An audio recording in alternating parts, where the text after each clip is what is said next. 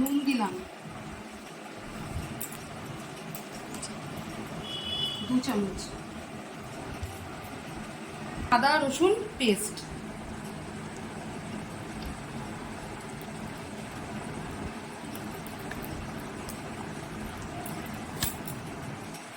এবার দিচ্ছি এটা হচ্ছে সেদ্ধ করা পেঁয়াজ, সেদ্ধ কাঁচা লঙ্কা আর একটা টমেটো দেওয়া আছে, সবকটাই সেদ্ধ করা।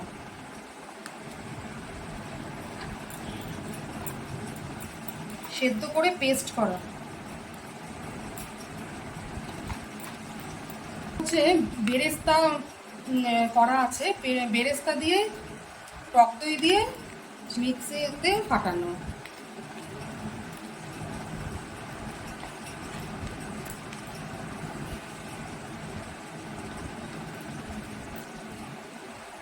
এবার দেব 3 চামচ জিরে গুঁড়ো। মাংসটা আমার 1.5 কেজি আছে। ধনে গুঁড়ো,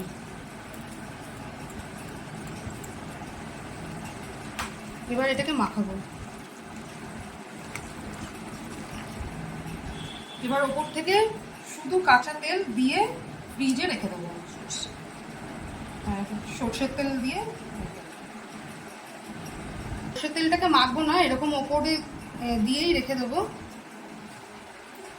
ফ্রিজে রেখে দেবো।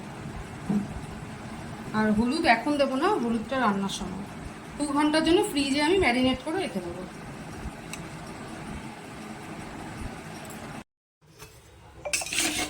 আলুটা আমার ভাজা হয়ে গেছে মটনের জন্য।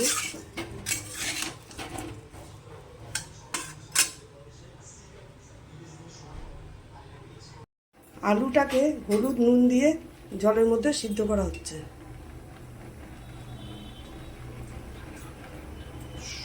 এপাশে কড়াইতে তেল দেওয়া হয়েছে, তেলের ভেতরে জিরে ফোড়ন দেওয়া হয়েছে, তেলের ভেতরে শুকনো লঙ্কা, তেজপাতা, দারচিনি, লবঙ্গ সব ফোড়ন দেওয়া হবে। ভালোভাবে এটাকে নাড়িয়ে ভাজা হবে। সোমবারের মতন ধরতে গেলে এটা মিক্স করা মাংসটা এরপর এর ভেতরে দেওয়া হবে। আলুটাকে ঢেকে দেওয়া হচ্ছে যাতে তাড়াতাড়ি সিদ্ধ হয়। তেলের ভেতরে মটনটাকে দিয়ে দেওয়া হচ্ছে।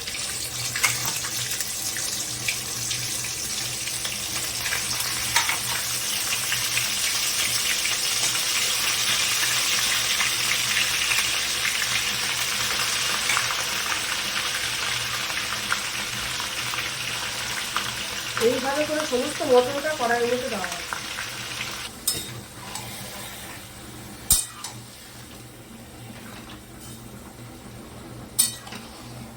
এটা দিয়ে দেওয়া হলো।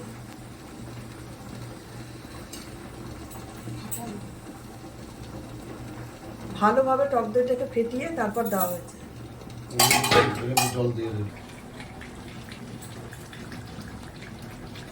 মটনের মধ্যে ঘি দেওয়া হলো পরিমাণ মতো।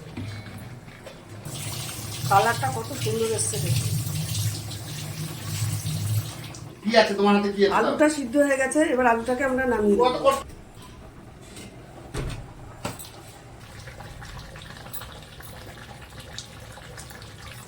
মটনের ভেতরে কাঁচা লঙ্কা বাটা মেশানো হলো। এবার এটাকে আস্তে আস্তে ঢেকে দেওয়া হবে, আস্তে আস্তে সিদ্ধ হয়ে যাবে। পরিমাণে জল দেওয়া হলো, এর মধ্যে একটু চিনি অ্যাড করা হলো।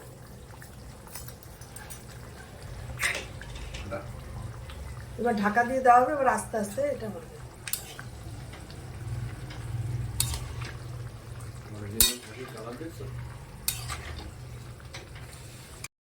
মধ্যে আলু দেওয়া হয়ে গেছে, আমাদের মটনটা মোটামুটি সিদ্ধ হয়ে এসছে।